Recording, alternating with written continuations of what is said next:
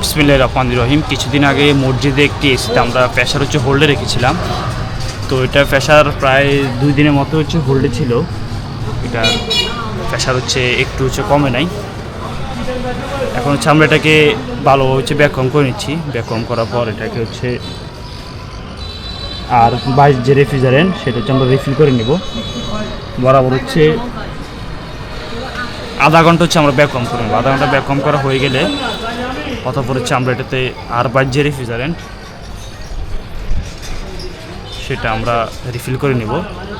আর weight scale দিয়ে আমরা মেপে এটাতে রেফ্রিজারেন্ট লাগবে 900 গ্রাম। এখানে টেকনিক্যাল যে ইনফরমেশন সেখানে দেওয়া রয়েছে।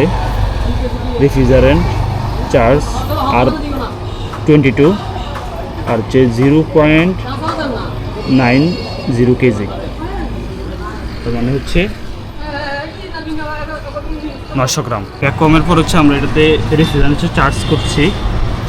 রেফ্রিজারেন্ট আর 22।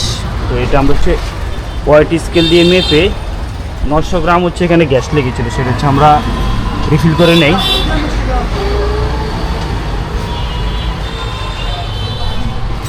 ফাইনালি এটার গ্যাস চার্জের যে কাজ সেটা শেষ।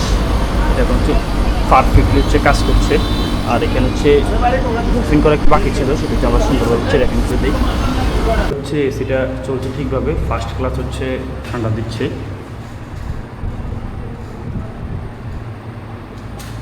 ধন্যবাদ। আল্লাহ হাফেজ।